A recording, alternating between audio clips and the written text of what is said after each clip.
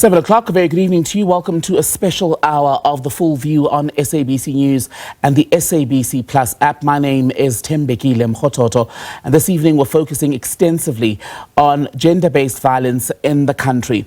We start with an exclusive report following the killing of one of the men who police believe was responsible for the murder of a Johannesburg woman, Olorato Mongale. SABC News has now been in touch with women who say that they recognize the voice and say that he, or they allege at least, that he's part of a syndicate that targeted women and robbed them at shopping malls. Philagenkosi Makhanya was shot dead during an altercation with police last week. He had been sought in connection with Mongale's murder. Her body, just to remind you, was found dumped on a roadside in Lombardy West just over a week ago. Now, in this first part of our exclusive report, SABC News senior reporter Jayed Paulse, in fact, is with me now, has been speaking to one of the man's alleged victims. Jayed with me on set. And Jayed, talk to us about how we got here. Well, Thembekile, after the SABC flighted the interview during an extensive coverage of the story, victims have come forward claiming to recognize the man's voice and allege he is part of the syndicate. Emshayile uthe bengasinhloso yokuthi lo ashona. Yena ngokwenza kwakhe uthi ubezifunela imali. Nothing, ayikho into abeyifuna, imali nje kuphela. So kwenzeka ke lokho kwenzekile ke, and umuntu oqala lo oshonile. And Jayed, you've been speaking, that was the interview that ultimately led to this discovery now that we're reporting on exclusively this evening. You've been hearing from one of this man's alleged victims. What is she saying? Well, Jessica, not her real name, shared her harrowing experience and details how she met a man who kidnapped her. Thembekile, listen to this clip. Olorato's case happened. I remember I saw the video, I put it on my status to say this is the exact same story that had happened to me.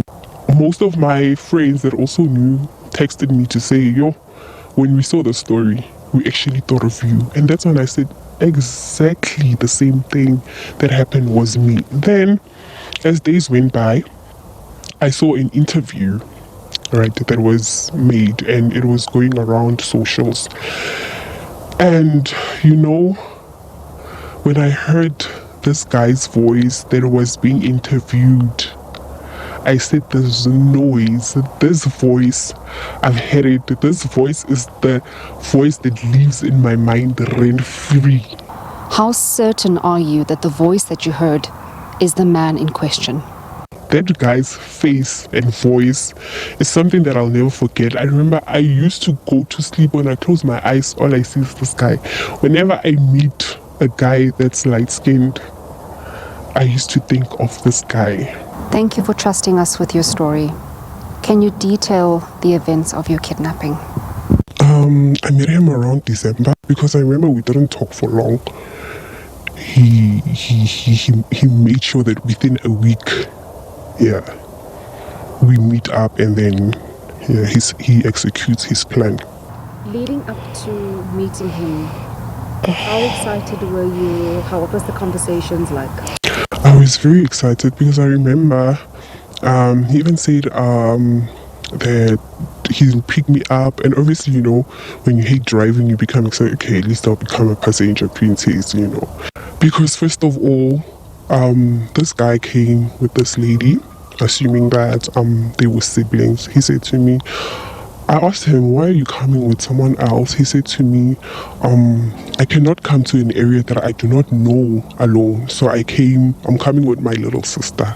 So there was a lady there as well. And then she was the one driving, and the guy was sitting on the passenger seat. He told me that this is the sister and we're gonna drop her off at her place, then we can go to our date. And then I was like, okay. He took out a knife and those laser things that shock people. He took those two things out and he was like, I need you to keep quiet and don't scream. I screamed. I remember saying help because I could see people walking on the other side of the road, but because the windows were tinted, obviously you can't even see what's happening inside. You mentioned there was a woman in the car when you were kidnapped. Did you speak to her at all during the ordeal? You told the lady to put the volume up of the music, then she did that. Then the lady kept on saying in Zulu that I better cooperate or else they'll shoot me. He asked for my cell phone. I gave him my phone. The first thing that they did was ask for my Apple ID password. Then he asked if I know it. Then the girl responded to say there's no way she doesn't know her Apple ID. If she doesn't give it to you, I'll blow her brain with this gun. Because he kept on saying, look down, don't look up. But you know, whenever you get a moment, I try to look up. You know, Jayed, what stands out from listening to this woman is that what she is detailing is somewhat similar, right, to what we've learned about some of the suspects in the Olorato Mongale investigation. And it would raise questions about whether he was part of that syndicate, and if it is indeed a syndicate, how big it was and how widespread its operations were. Because in Olorato's case, she had apparently met her killer in Bloemfontein, but was murdered in Johannesburg. And I think with listening to this victim, she details later on, we will listen to that, the modus operandi of this alleged syndicate. As you heard there, she met him on a social media platform called Tinder. They moved offline onto WhatsApp. They were chatting. He didn't waste time before they went on the date. What strikes me as well, Thembekile, and what is very concerning is the mentioning of a female in the vehicle. She even went as far as saying that this female was the alleged sister of her perpetrator, and that this woman, in fact, was involved in this operation. So she unpacks that in depthly. And I think if you look at the similarities with some of the victims coming out and sharing their stories, it's been trending on social media, we've seen some of it. Many are still afraid to speak out. This victim is very strong, she wants justice, and she doesn't want this to continue. We don't know how many more people are involved in this alleged syndicate. Jessica told me that she begged for the perpetrator not to kill her and said that he was trying to teach her a lesson, Thembekile.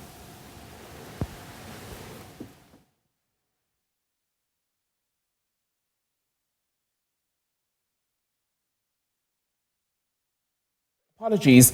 We're going to bring apologies for that. I don't know how we got that wrong, but we'll come back to those remarks by Jessica, who's been speaking to our Jayed Paulse, by the way, as we continue to go through this exclusive detail of a woman who, in our reporting on the death of the man who police were seeking in connection with the killing of Olorato Mongale, said she recognized one of the voices in our reporting on Friday morning.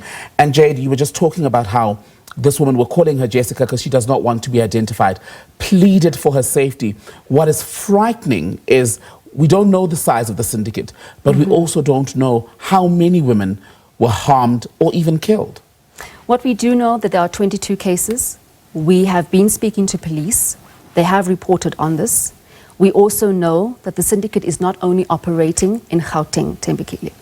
It is operating in Bloemfontein, as well as KwaZulu-Natal. There has been links throughout South Africa, women coming out in their numbers. When I spoke to Provincial Commissioner Lieutenant General Nhlanhla Mkhwanazi, he said that they received 90 complaints, 90 people phoning in and saying that, listen, this is what happened to me. And I imagine through the course of the next couple of days, this is only the first part of a three-part series that we are going to be flighting, that there are going to be more victims that will be brave enough, such as Jessica, to come out and speak. Hopefully we have that clip so we can hear more information with regards to what transpired and what happened when she pleaded for her life. What made you want to share your story? That was supposed to be me in a way, because the same thing that happened to her was me. It's just that I was lucky to come out alive. These patterns are the exact same way. They pick you up and say you're going on a date, and they said, no, don't drive, I'll drive you. What car was he driving on the day that he kidnapped you? He was driving this Chinese car, a Beijing or whatever. It was a red Beijing. I went to the Pretoria West police station, because that's where we need to lay charges that happened around our area. So I went there. Luckily, I found a woman and I was able to tell her my story, and she was very gentle. She really helped me, and she was very understanding of the situation. I was able to open my case, and I had hope. But also, I feel the way that our justice system has failed us. When I went to open that case, I was going to open that case just so that I can be able to claim my phone insurance. I was not expecting anything to happen, in all honesty, you understand, because I think our justice system has failed us. And to my surprise, I think 2 weeks later I got to get an SMS to say there is no enough evidence to proceed with my case, so they have to close my case until they have enough evidence. If they do, then they'll reopen it. And one thing I know is that they have a type of woman that they target. You must be a woman that's working, that's driving, and also you must use a certain phone for them to be able to get to you. They have a type of woman, and if you can see all these women that they've done all these things too, because obviously there are other victims that are coming out. All I can say is I want justice. Justice must be served, especially to Olorato. It's very sad. It's very sad. And as much as people are being judgmental, it can happen to one of your family members. So I just want to fight for justice. That's all I want. I want justice. That's because I've been yearning for justice. So that's one we're calling Jessica, who says she survived the crimes basically committed by the syndicate.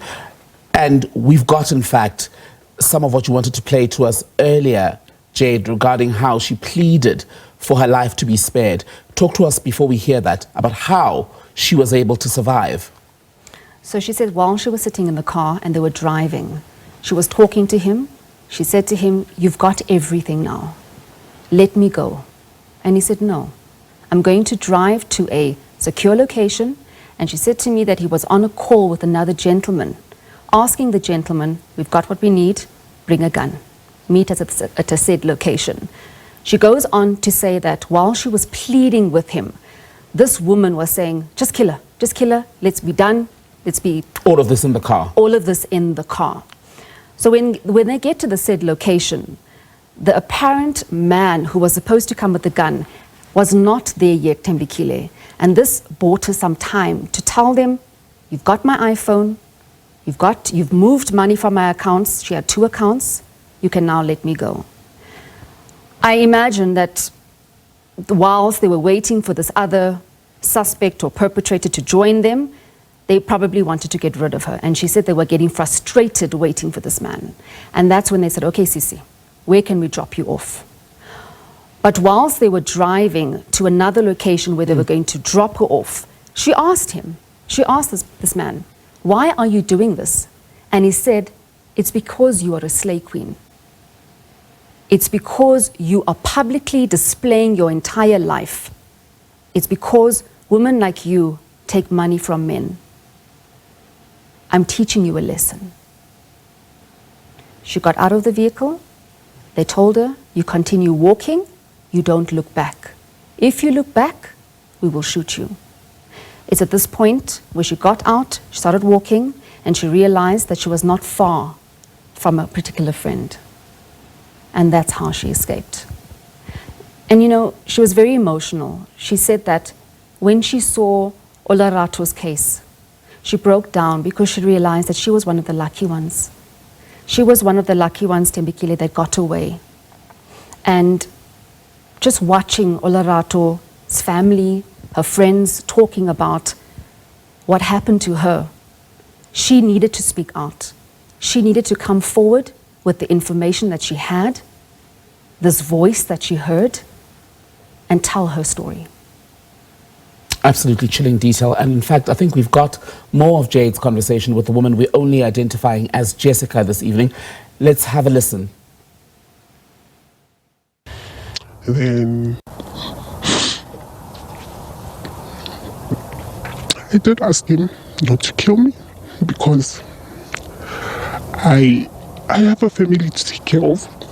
He just said to me that we are slay queens on social media and we go around asking men for money, and that's how we are able to maintain our lifestyle. I said to this guy, I'm working, I work my 9 to 5, I have no reason to do that. I prayed because they were just talking with this girl that he was with. Anyway, he asked me, so are you ready to die? He even asked me, so is this the first time this is happening to you? I was like, yes, it's the first time. And he said to me, at least you have learned a lesson. And he said to me, how do you go around posting your pictures? People can basically see your lifestyle on pictures. So you must never ever post your lifestyle on pictures, because that's how people get to you. Then he said, I'm gonna kill you. Now I beg, please don't kill me, because you don't know anything about me, so I don't think I'll say anything. Then I kept on praying, and I don't know, by God's favor, I just heard this guy saying to me, where should I drop you off? But I kept quiet and did not respond to him. And he said to me, because you're not responding, I'll kill you because you're not responding and I'm asking you a question. So they exchanged seats now. Then the girl went to the passenger seat and he went to the driver's seat, and they told me that you must not look back, you must not scream. Should you look back or scream, we will shoot you. Lastly, Jayed, once again, we don't know the scope of the crimes of this syndicate. What should other women who may have been targeted in a similar way, or know of other people who were targeted and perhaps killed, do now? What is the advice from police? Well, we've been speaking to police, and I actually spoke to the investigating officer, Brigadier Nama, and we told him that we've got this information, we need to speak to him. So we are in talks with police. Look, it is a big investigation, Tembekile. There's several legs to the story, and we are going to be uncovering more as we tell the story, as we continue digging as journalists, and as we continue working with police. But for those that are watching back at home, for victims who have heard the story, please do contact the police on the number on your screen. Make sure to contact them, get your story out, and possibly save further lives. We don't know the length and the size of the syndicate, this alleged syndicate. But through our stories and through continuous coverage on this, we can blow the lid on it. Jayed Paulse, thank you very much for your reporting on this exclusive update here on SABC News.